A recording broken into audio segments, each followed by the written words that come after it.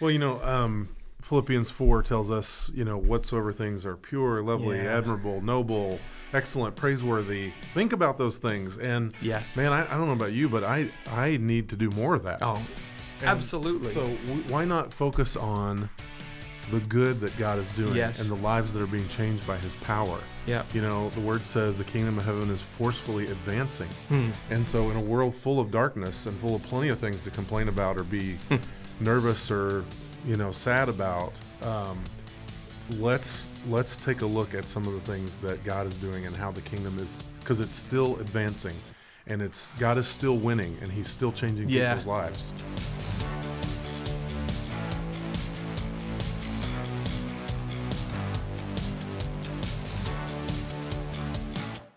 Well, hello, Darren. Hey, how are you, Jeremiah? I'm good.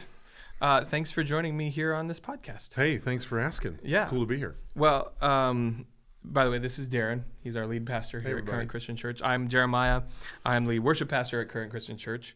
And we decided to start a podcast because, just honestly, there's just not really content out there. Well, we've always been pioneers. So we're just blazing the trail for everybody else. We hope this will catch on. We've always been pioneers. Yeah, absolutely. Trailblazers. We're actually thinking about changing the name of the church to Trailblazing Christian Church. Yes.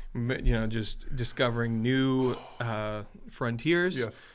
And trying to add to something that just doesn't exist. There are no podcasts out there to choose from, and I'm sure you don't have 10 in your list already that you're listening to on a regular basis. Yeah. We just want to really take it to a different level. Yeah. No, actually, so this is something that's been rolling around in my head for a couple years now. Yeah. And it came out of this conversations we had about how do we connect with our people. Yeah. Outside of Sunday, outside of like our, groups, things that happen, that kind of thing. Yeah. Without creating, we don't want to create more, obligation for people to have to come here to the church. People are busy. Life is busy. We all have, lots of people have kids and sports things and work things and all that stuff. There's just so much that takes up our time. Yeah. However, we also just how do we keep that connectivity throughout the week?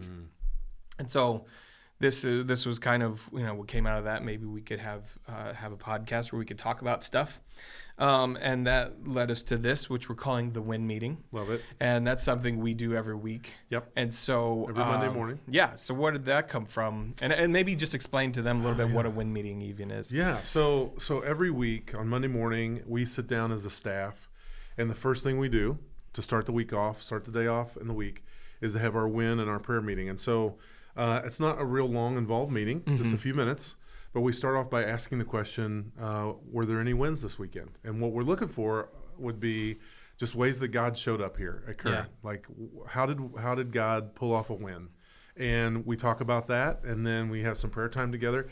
And I don't even know, we've been doing this a while. Yeah. I don't even know when exactly it started. I've been here for 6 years, and it's before that. Yeah, so a long time. Yeah. And I don't remember who came up with it. I think I'm sure somebody else. None of the better ideas come from me. So somebody came up with the idea, Well, and it really has caught on, and it really is. It's something I look forward to every week. Oh, me too. Yeah. It's honestly, it's so different from what I was used to, and that's not to speak ill of anything though. Yeah. And I think it's just normal for most people. Right. Like you come into work Monday meeting. Usually it's like critiquing, it's planning, it's, you're diving in. It's certainly not taking specific time to celebrate. Yeah. And doing that, setting that time aside is such like a strong culture creator. Yes. For our staff and for, our church in general, because we say action, transformation, and celebration. And that celebration piece, we see a lot of action and transformation on Sundays. Yeah. We do celebrating as well. Yeah. But getting to come together on Monday and celebrate purposefully, intentionally. We don't talk about this was this was crazy, this was complain list, and this whatever. stuff. Yep. It's only all how God won. Yeah. And it's such an awesome thing to be a part of. One thing I love is, to your point about culture, is it answers two questions. It answers the question, why do we do what we do? Right. And it reminds us, here's why we do this. Like, here are the wins. Here's what we're trying to accomplish. And what is there a better way to start your week than like, here's why I do what I do. And it also answers the question, who's responsible? And God's responsible for this. Right. It's not us. We get to be used by him, but he gets the glory, he gets the credit. But it's so cool to be part of something where you see God at work and active all the time. Yeah. And that piece about it being used by and reminded of why we do what we do. Yeah. Not to get deep into but I mean, ministry's hard. Yeah. It is not easy. Yeah. There are lots of long days. There are lots of difficult things you try to walk with. Emotional ups and downs. Big time. Yeah. All the time. And to be consistently reminded by God why he called you into this, by seeing the fruit and the harvest come through. Yeah. I mean, it's so satisfying, so fulfilling. Yeah. Because I know, like, I mean, we've talked about this before, but Sundays I'm done. Right. You know, once when I as my wife, I'm not good for anything the rest of the day. And I know you've talked about that, like, you're exhausted. Yes. It's a lot. Yeah. But to be able to, sleep, whatever, get stuff done, whatever it is Sunday looks, but to come in Monday and be refreshed first thing. Yeah. So that we can, get back to work and down to business for the rest of the week that's a really, really cool thing. Good way to set up the week. The nice part about that too is, like, there's no preparation for that. Yeah. Like, nobody has to plan. Like, we just come in and sit down. Yeah. What were some wins? Yeah. And everybody pitches in and tells a story or two. And man, what a great way to start the week. But if you're a leader or if you're a parent or, like, this can be around your kitchen table, right? Oh, absolutely. What are the wins this week? And if you can. And I know it's not easy as your kids, especially as they get older, to have conversations about. It's easy to say stuff like, "Okay, well, kids, how was school today?" Yeah, fine, not great. Yeah, whatever. Like the propensity to want to share about those things is not exactly. When my wife asks me how was work today, it's fine. Yeah. I don't often want to be like, let me just tell you about all the things I just did. That's not what. However, if you phrase like at the dinner table, "Hey, what were some wins today?" We like talking about that. Yeah. And being reminded of the blessings that God's given us on a consistent. That's what a great way to impact your worship in your life. Yes. To be grateful and praising first. Yeah. It's such a good, and we talked about being a culture creator, but it's such a good thing. Yeah. And one of the things that I love is I get to hear and learn about what's happening in other ministries that I don't get to go be part of kids program, even though it's amazing. Yeah. I don't get to go hang out with students very often, any of those things, and vice versa. They often don't get into regular service all the time. They don't get to be part of some of these other things. So knowing that God is not just working in a given room, but through all of these ministries. That's such an exciting thing to be part of. And I love too when often it's not the staff person that was directly involved in the thing that brings it up. Yeah. Like somebody's going to say, worship was amazing. Yeah. Or somebody say, man, life group sign up or kickoff. Or I saw all kinds of people lined up to do, whatever. So it's not just the person telling about their ministry. It's all of us bragging on God. Absolutely. What's happening. Yes. Right. Yeah. And right. And it's not about bragging about yourself, because that could get pretty weird pretty quickly. Right. And not what we want to go for. Right.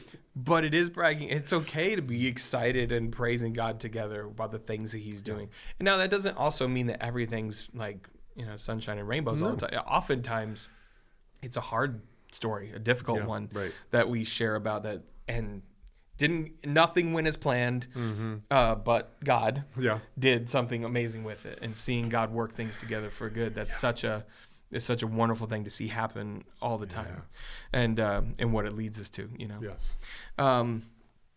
So that said, what 2022, was a kind of a big year, and now it's February now, and this will come out like in March, but so it's a little late on the year-end recap kind of thing, but that's okay. We'll pretend it's January right now. That's right. And I thought it'd be cool to maybe talk about some wins from 2022, some of the things we liked about last year, some of the things we experienced. Yeah.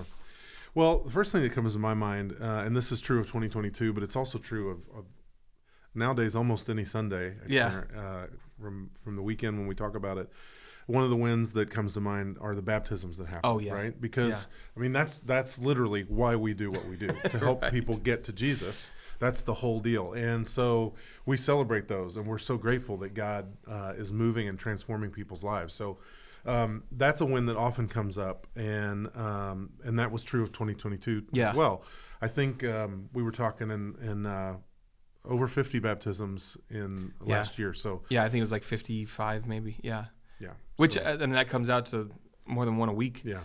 And it is amazing because and same thing, not to be critical or anything, but it's just that's not the norm. That's not when I came here. That's not. Yeah. I think there was maybe 2 or 3 baptisms in the church I was at prior for that year, and I think that's pretty common in lots of churches. The church I grew up in. Yep.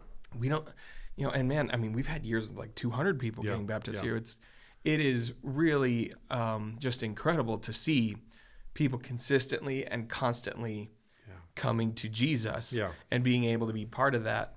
And the encouragement that happens that what you're doing is important. And seeing the like we said, the fruit and the harvest coming in is such a cool thing. And for those who might not really, maybe you've been to Current for a long time and you don't realize how uncommon that is. Yes, right. So that you can, when you invite people confidently, knowing, the kind of atmosphere, like we are going to do everything we can in Current Christian Church to push people to Jesus. That's right.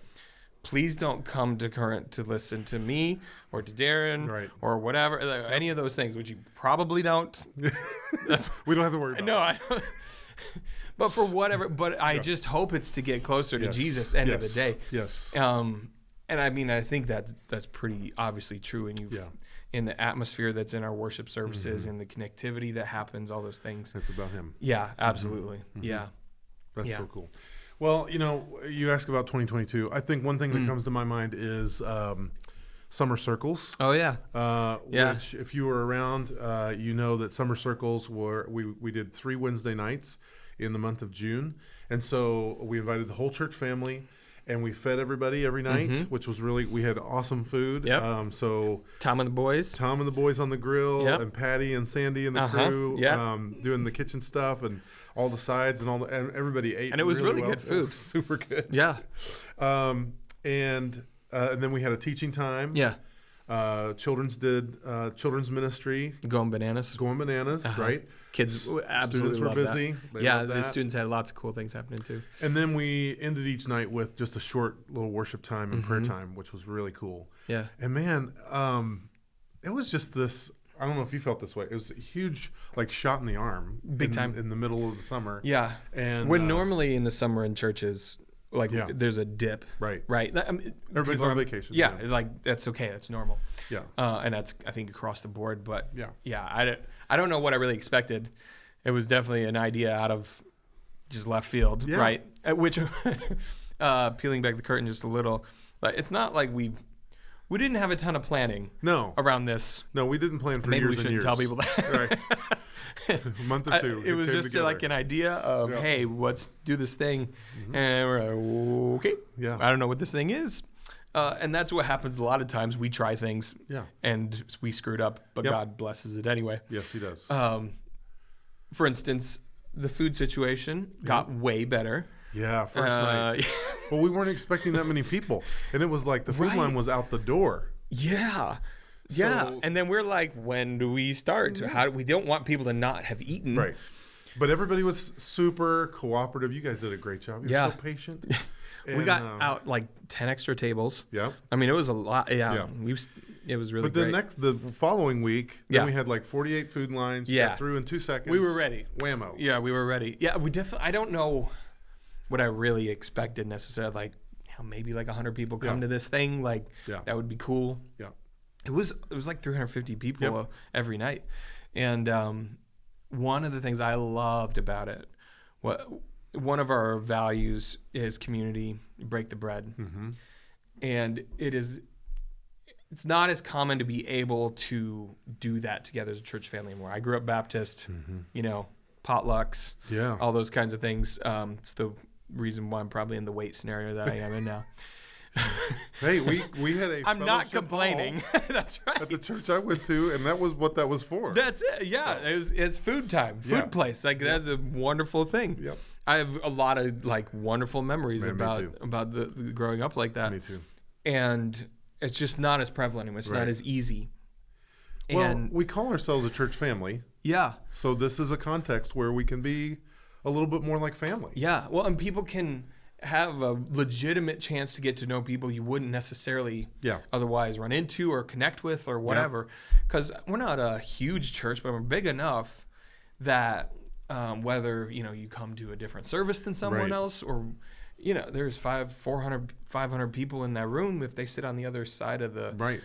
The likelihood of you getting to actually to know them is low on just a basic Sunday in and out basis a lot of times. Yeah, so in a scenario like that, you're sitting across the table from them. Right, and eating really together and sharing a little bit of life together and getting to know someone like, oh man, and sometimes you meet people, it's like, oh, you live a block away or whatever. There's lots of cool things that happen out of that stuff. So podcast insider information, we're doing Summer Circles again this June. Oh, yes. Yeah. First 3 Wednesdays of June, and the topic is going to be Forgiveness Boot Camp. Ah, yeah. So how to forgive others, how to forgive yourself, that kind of thing. So bring all your baggage. Bring it. We're going to deal with it. So that'll be great. It'll be great. Maybe don't bring up that at the dinner table before we get into don't be a downer. Yeah. And don't use names, especially if they're sitting next to you. Right? I'm going to drag out all the dirty laundry, and you're going to forgive me today. Yes. That will be great. Yeah. Oh, that'll be really good. And so needed and necessary in our times of, where it feels like it's just easy. It's easy to get triggered about things and to be frustrated about things and learning what Christ-like forgiveness looks like. That's really good. That's really good. It's going to be a good summer. Yeah. So what was a good memory or a good win for you? 22. You mentioned that it was like a shot in the arm, Summer Circles. And I think it was a really cool like momentum builder. Mm-hmm. And at the end of the summer, we did the Gather Round series. Yeah. And kind of same thing. Like it was not like huge planning and stuff necessarily around it. There was a sense of we wanted to change some stuff. Mm-hmm.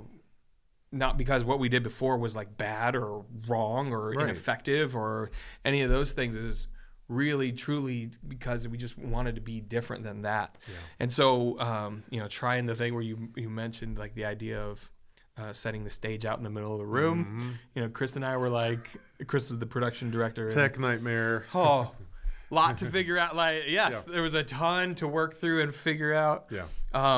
And with it, like changing how we did communion. Yep. Which maybe out of everything out of that. Oh man. If we kept nothing else, what a huge shift. Yeah. And what that's been like for our church family. Mm-hmm. But even in swinging the pendulum on and some of the like music things that we do and some of what you preaching, like the way it's way different. It's different. And I think we've settled into it pretty well now. It feels like home now. It does, yeah. But, I mean, not that long ago, if you came to Current a year ago, it looked way different. If you came in Current 3 years ago, it looked tremendously different. Yes. The big stage with a massive LED wall, which was really cool. Yep. And the way the chairs all just kind of were sitting there facing the stage, and, which is all very normal and good and all this thing. But, there was always this kind of invisible wall thing that we felt, you and I especially, and we kind talked about lots of times. Right? Yep. I love that, I can be in the worship time and I can look across the room and I can see other people worshiping. Oh man, it's the best. I see their faces. I see their hands raised. I see them praying with each other. And man, that is a totally different experience than knowing that people are behind me singing. Yeah. And people are in front of me singing and I can't see their face. Well, and another thing that happens when you turn all those voices inward, you hear it differently. Because all that song, all those voices are now, instead of all going one way at a wall, and you'll hear the few people that are behind you. Right. But when you turn all that in and you can hear each other singing and lifting up and all that, it's an awesome thing to be part. Totally. And as a worship leader, it's tremendous. Mm-hmm. I mean, to be able to be out with the congregation of people, singing with people. Yeah. I've never loved the idea of singing at them or to them. Yes. And that was kind of the scenario we had before. It was a very spectator. Yeah. That's a good word. Kind of. Well, that's what it created, because you come in and you sit. Yeah. And you watch the big, huge screen. Yeah. Or, and it's good, but it's very different. Now, for some of our more introverted people, like, it's probably a little more to get used to. Or They're probably not sitting on the front row now. Yeah. No. Right. But I will say, I love those people that sit on the front. I love the people that sit in the back row too. But even that, what you realize is the back row now is half as far away as what the back row used to be. Exactly. Yeah. So it's... And actually, I've had this question a lot too: is how many chairs did we lose when we changed to putting the stage out in the middle of the room and stuff? We actually gained chairs. Yep. Which I know is hard to kind of fathom, but God was able to lead us to this thing where we created a more intimate, small in a good way atmosphere. Yeah. And but while still growing the room. Yeah. Which is a hard thing to. I mean, church has been trying to figure that out forever, and it's been an exciting thing for us to experience for sure. Winston Churchill said, "We shape our buildings, and then they shape us." And I think that's a great example of that. Yeah. And that, when I think about kind of how the room is set up right now, I often tell people this is a great picture in real life of the church that we are and the church that we're becoming. Yeah. And man, I love that so much. It's such a huge win. Yeah, absolutely. Yeah. And like I said, there's several wins that have come out of that. There's lots of really good wins. And like I said, anything that stretches us or, grows us, even though it might be a little uncomfortable for a little while, always ends up better. Yeah, that's right. And I think that's really where we've landed on all this stuff. It has made us better followers of Christ. It's made us better, ministers in lots of ways. Yes. And it's certainly it's been a really cool thing. One other thing I really loved out of last year was our Christmas Eve service. Oh yeah, man. DEC 23, and same thing. Peeling back the curtain on that a little bit. That was there was a lot that led us to being able to get there in the first place. But even the idea in and of itself, because we've always done a Christmas Eve service here, right? That's always been the thing, and that's a normal tradition in church and all that stuff. But this is something I learned from a church I served at in North Carolina. Was this Christmas Eve idea? And we were talking, I think in like October, you and I were talking about Christmas is on a Sunday, Christmas Eve is on Saturday. What is that? What do we do? What does the service look like? And I kind of threw this thing out there. Yeah. And I didn't know where that would land. And there was, and we mentioned it. The rest of the staff, that table spun around There's a lot, right? A lot of momentum from that. Yeah. Well, and a lot of figuring out, because it's way different than anything we normally do. Sure. Yeah. But we ended up eventually deciding to. I think we need to just plan better. Is what I'm really getting out of this conversation. Yes. Hey, we are learning. We have it set for this coming Christmas. This is true. Yes, we now have. We already know, and the years to come. December 23rd is when it will be. Yep. Which is really great.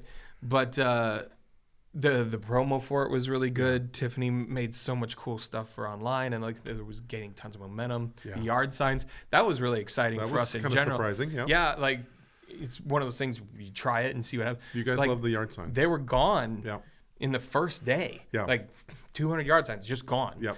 That in and of itself was really encouraging and exciting. That's cool. And we're gonna have more of those for Easter, by the way, coming up. Oh, great! Oh, good. Yeah. Y'all show up for that too. Nice. But anyway, it was all really great. And then as we were coming up to that week, the weather people were talking about what they were talking about what was going to be coming. And I grew up in Michigan and used to the cold and all those kinds of things. And 25 degrees, 28, whatever they said it, be all right. Yes. Yes, that's cold, but be all right. I was picturing, it's Christmas. We'll all bundle up. Right. We'll have our hot chocolate. Yes, it'll be cold. The nostalgia that all the Texans yearn for around Christmas. Yeah. It wasn't cozy. It was freezing. Not outside, it wasn't. It was not cozy. It was painful. Like it was the humidity and the wind. Exactly. It was horrible. So that morning we were all outside setting up. Yes. getting ready for an I think outdoor service. We started that day, what, like 8:30, I think? Yeah. And we were all bundled up, 10 layers. Yes. I pulled out stuff I have not worn in probably 15 years. I bought stuff that I didn't have. And I'm like, I got to have a bunch of layers here. Yeah. So. So we were doing that. And a lot of work had gone in already. A lot of stuff was set up. Yeah. And the stage guys were starting to set up the outdoor stage for us, which would have been so cool. There was a lot of really cool stuff in there too. But man, as they were started and I was out there for like 10 minutes and literally my face started to hurt. Yes. And this this thought in my mind was like, if I am hating this now. Yeah. What is a 8-year-old child? Goes down. Yes. Tonight. And you just have to sit there for like an hour. Yeah. That's gonna be pretty miserable. Yes. And of course, like, we're all trying to have great attitudes, and nobody wants to be that guy. Like, nobody wants to be the one wimping out and being like, okay, this is too much, we can't do this. But I also had the thought of, if I don't say something, and this goes awful, then I'll be really upset with myself for never having said anything. Right. And I should mention too, like, this also speaks to the relationship you and I have been able to come to, which is really great. Yeah. And I don't know if a lot of people have this with your boss, like being able to come up and be like, hey, and this thing we've spent a bunch of money on and we're about to all, I think it's a bad idea now. We should change that. Not an exciting prospect. No. But I did think it was necessary. Yes, and I'm so glad you did. I didn't make it super easy for you either. I didn't really react super well. What? But I don't think that's true. I think we reacted exactly how everybody. And I've asked your forgiveness for that. Of and course. You were quick to give it. No, that's here nor there, because it was not the most exciting phrase to deliver of I think we should move the service inside. Yeah, and nobody wanted to. I won't. Actually, as I'm thinking through that, several people did. So after Jeremiah said that, hey, I think we need to really rethink this. Yeah. And I was processing. And so I said, well, let's get the ministry leaders together. So I got some of the staff together. We sat down and Jeremiah just talked to me about, the weather, and we're wondering what you guys think if we brought the service in. And I didn't even get the word inside out of my mouth. And 4 people were like, yes. Carla especially was very excited. What are you waiting on? Come on. What? Everybody was freezing. Inside, Tiffany had scarf and hat and gloves of it. She's sitting there she couldn't even type to do the announcement stuff that we were changing it because her hands were still numb. Right. And that's why it was nobody with kids is coming to this. Right. None of our older folks are going to come to this. Dude, I am so glad you said what you said. And it was the right thing to do, and it was the right decision that we ended up making. And man, what a great night. It did turn out to be an amazing night. It was. I still wasn't excited about it because there was so much cool. The stage was going to be awesome. We had these plans and all these things. But being able to regroup, humble ourselves enough to be it's okay. Yep. And we need to just do the wise thing, take care of people, and make sure that. And it's literally as soon as we know, everybody's like, "Oh, well, wonderful!" Because there was even kids that weren't going to be able to come to sing. That then they were able to. Oh, good. Well, then we'll be there. And, and it just changed the whole the just everybody's morale boosted, and we all got excited. And now there was a ton of work that had to be done in a 5-hour mark right there. Volunteers pitched in. All the staff worked hard. I mean, immediately, everybody's all right, let's get this done. And it was cool to watch that in and of itself, the teamwork and all that stuff that happened. Yeah. And we were able to still keep the outdoor events, the petting zoo stuff, the maze. People could come in and warm up and go back out. And it was such a great night, man. And probably I've got a lot of favorite memories here, but one of my favorites. Yeah. Great night. Well, and I mean, we had 570 chairs in that room, which is a stupid amount of chairs. Yeah. And there were still people lined up standing around the outside of the walls. That's right. I do not think there's been any other times where that room was that packed. And the lobby was still packed. Right. And there was people still outside doing all this stuff. And numbers of people is certainly never the biggest win. Right. But then at the same time, thousands literally of people gathering to celebrate the birth of Jesus. Yes. that's a huge win. That's a really good That's thing. exciting. Yeah. And the kids were involved in that night, and they were all so awesome, and people were Yes. excited to see Yes, that. they And, were. and we talk about this being a place where you want to raise your family, Yeah. and seeing the whole that whole thing be part of all of it. Yeah. You mentioned that church family atmosphere. It Yeah. felt like that. It felt like a big, huge, massive family, and it was really just a really great night. It was really cool. Was. And like you said, we've already planned for the next one. Yeah. Which is we're doing 4 services next time, not just 2. Yep. So hopefully you can still invite lots of people, Yes. and there will be all those things. It's just really been 2022, and of course there was downs. Yeah. Always. And difficult things to work through and all that stuff. But I think, when you talk about wins, what that is, like what do you define as a win? At the end of it, it's looking back and seeing God working things together for good. Yes. Those who are called to his purpose. Yes. And chasing his will, chasing his purpose, and then seeing him work together through our stupidity and mistakes. Yes. And, the things that we create Yep. as obstacles and difficulties and objections and whatever. Yeah. Seeing God take that and create masterpieces out of messes, it's a cool thing to be part of all the time. Yeah. Humbling to be part of. It's really cool. Yeah, absolutely. Yep. And going back to like why we even started a podcast, all that stuff, and that's really what we're hopeful for. Yeah. We're hopeful for. We're going to share with lots of other staff people and volunteers and church people and all that stuff, and hopefully you'll be able to send in some wins that you guys have, and we'd that's love cool. to share those things. Love that. Because I just really believe that in a world, it's easy to get on social media and rant about what we hate and dislike and are frustrated with or whatever. There's just so much. Yeah. And that can be so satisfying and so tempting, Right. and all this, and be even justified in a lot sure. of it. We can at least rationalize it really quickly. Yes. But instead, gathering as a community of believers and sharing with each other the ways that God is winning, Yes. and the ways that we see that, and telling those stories together, and praising together, and being grateful together, and kind of linking arm in arm through that is such an uplifting and encouraging and edifying thing for the body of Christ. Oh man, yeah. And whether you're part of this body of Current or part of the larger body, the Big C Church as we call it sometimes, it's something we should be taking part in. Yeah. We should be praisers and glorifiers of God and worshipers and out loud thank youers, not just burying that stuff and like, well, finally something good happened. Yeah. Everything, every time we see a blessing, we should be praising God for that win and giving him the glory for it. And so hopefully that's part of what this creates.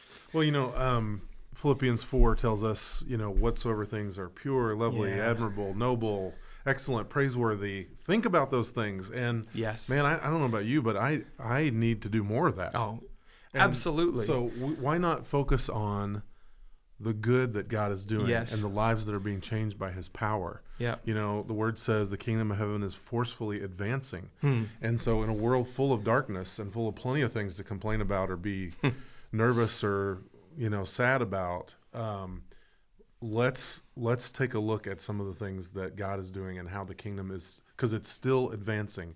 And God is still winning, and he's still changing people's lives. Yeah, absolutely. And he will continue to do Yes. so. That's the exciting thing. We already know in the end he wins. That's right. And so we should be praising him That's all the way biggest to win meaning of all. It is. Heaven's going to be a great big win meeting. Yes. Yeah, and that's exciting. So, well, this has been great. Man, it's been awesome. Thanks. I'm going to move to adjourn this meeting. Oh, yes, absolutely. I concur. That right there really encapsulates the formality of our meetings. It's really good. Yeah. Well, thanks, Darren. It's been great. Thank you, and Jeremiah. Go team. Yeah, man. Let's win. Thanks so much for joining us for this WIN meeting. Be sure to follow us on Instagram at The WIN Meeting and to subscribe to the Current Christian Church channel on YouTube. We'd also love to hear your wins, so send us a message on our Instagram and share with us some of the ways God is winning in your life.